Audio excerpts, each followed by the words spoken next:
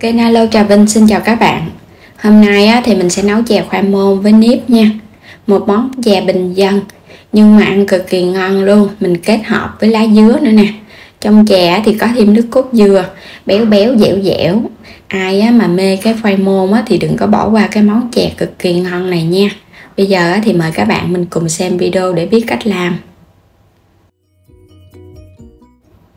Đầu tiên thì mình chuẩn bị khoai môn mà nó nhỏ nhỏ đó. 500g khoai môn mình đã gọt vỏ rồi ha. Tiếp theo mình có là 100ml nước lá dứa thì mình xay ra từ 5 cái cọng lá dứa già. Đây là bột năng để một chút nữa mình áo khoai môn. 300g đường cho nó đậm đà. Bên đây thì có muối nè, vani để nồi chè của mình nó đậm đà và nó thơm. 500ml nước cốt dừa, đây là cái nước cốt nhất từ 500g dừa nạo. Rồi bây giờ mình sẽ xắt cái khoai môn này ra ha. Khoai môn này là môn cao á, môn mà nó những cái con của cái củ khoai môn to đó. Môn này thì nó ngon lắm, nếu mà các bạn tìm mua được thì nó ngon, còn không tìm được thì mình dùng cái củ khoai môn to mình xắt ra ha. Mình cho vào trong này nửa lít nước để một chút nữa mình cho khoai môn vô. Cho hết 500g khoai môn, nửa ký á. Rồi bắt lên trên bếp các bạn sẽ luộc. Mình sẽ đậy nắp lại, các bạn cứ để yên vậy. Mình nấu với lửa dừa thôi, cho phần khoai của mình nó chín từ từ để cho nó mềm ngon ha. Một chút nữa cho vào trong chè nó sẽ không có bị sượng. Quay qua đây thì mình có dùng là 300g nếp. Nếp này mình dùng nếp sáp ha. Các bạn dùng nếp nào cũng được hết trơn. Mình vo rửa cho sạch, xong rồi các bạn ngâm nước khoảng nửa tiếng. Do nó lại rồi để ráo. Quay trở lại khoai môn thì mình nấu hồi nãy giờ được khoảng 10 phút á. Các bạn sẽ coi xem nó chín chưa. Mình xăm vào mình thấy nó mềm thì được à.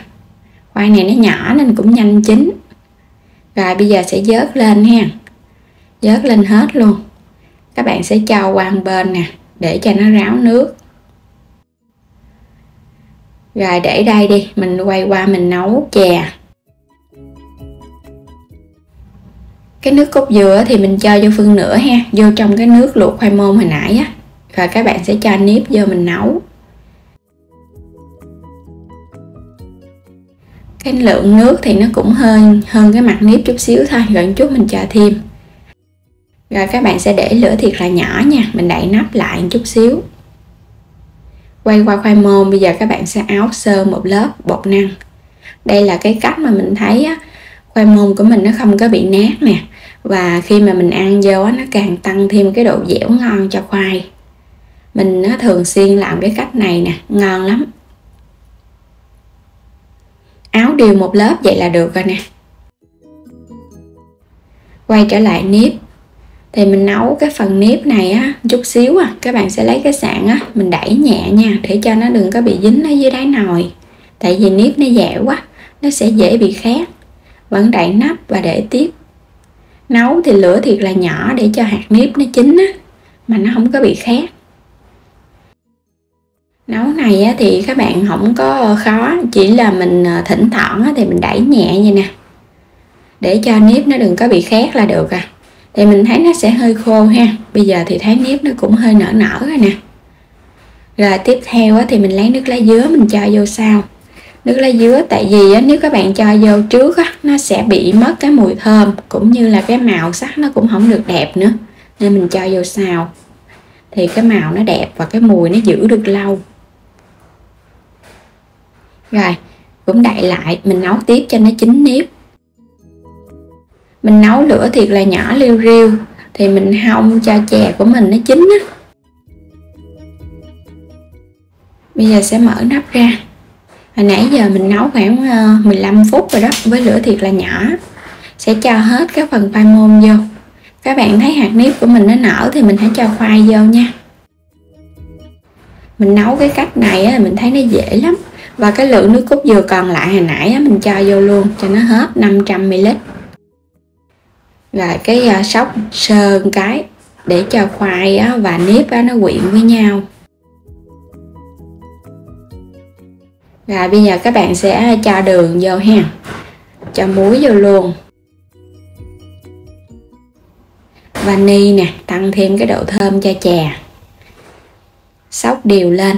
Và lúc này các bạn nhớ mình xóc theo một chiều thôi nha, mình úp ngược từ ở bên dưới lên trên.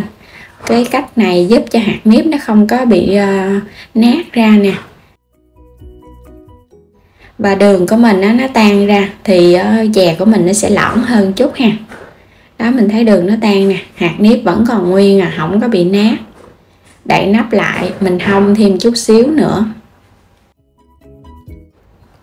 Hong chút xíu nữa để cho cái phần nếp của mình nó chín kỹ hơn á là được à, khoảng chừng 10 phút nữa. Quay qua đây á, thì mình dùng một chén nước cốt dừa để mình thắng nước cốt dừa ăn cùng. Thêm vào trong này chút muối, khoảng 2 muỗng canh đường. Đây là bột năng nè, mình cho vào muỗng canh để tạo cái độ sệt. Thêm vài cọng lá dứa nữa ha. Rồi trộn đều lên cho phần bột của mình nó tan mịn. Là mình sẽ đi nấu nước cốt dừa luôn được rồi, để có nước cốt ăn cùng. Nấu nước cốt dừa thì các bạn để lửa nhỏ thôi. Và vừa nấu á, mình vừa khuấy đều để cho nó đừng có bị đóng dưới đáy. Khuấy liên tục một hồi để cho phần bột của mình nó chín thì nước cốt nó sẽ sệt lại ha. Nước cốt đặc á, thì cái nước cốt của mình nhìn nó đục. Còn mà nước cốt dừa mà nó hơi lỏng á, thì nó sẽ trong hơn. Nó sệt và nó chín vậy là được rồi nè. Quay trở lại chè. Bây giờ mình thấy vậy là ngon rồi ha. Hạt nếp vẫn giữ nguyên nè, không có bị nát nè. Đặc biệt á, khoai môn của mình á, cũng không có bị nát luôn, cũng còn nguyên luôn. Ăn chè thì mình cho thêm nước cốt dừa lên cùng. Nước cốt này còn hơi nóng cho nên là các bạn thấy nó hơi lỏng. Đợi cho nó nguội chút á, thì cái độ sệt nó sẽ nhiều hơn. Vậy là mình đã nấu xong cái món chè khoai môn kết hợp với lá dứa ăn kèm nước cốt dừa. Nhìn quá trời hấp dẫn luôn á. Hạt nếp và khoai môn vẫn giữ nguyên, chỉ với vài cái cách nấu đơn giản mà mình thấy rất là ngon. Nhà mà nấu chè là mình thường áp dụng cái cách này. Bây giờ mời các bạn nha. Chè dẻo ngon nè, thơm phức cái mùi lá dứa, hòa cùng với cái vị béo ngậy từ nước cốt dừa nữa. Ăn vào rất là vừa miệng luôn. Thì cái độ ngọt mình nêm ở trong chè đậm đà lắm. Nếu mà bạn nào thích ít ngọt hơn á, thì cái lượng đường có thể giảm lại nha. Khoai môn của mình rất là dẻo luôn, không có bị nát ha. Làm bằng cái khoai này thì nó không có bị sượng. Còn nếu mà các bạn thích dẻo hơn thì dùng khoai môn sáp cũng được nữa. Đến đây thì cảm ơn các bạn đã theo dõi hết video của mình nha. Vui lòng đăng ký kênh ủng hộ Alo Trà Vinh. Xin chào và hẹn gặp lại các bạn ở những video tiếp theo.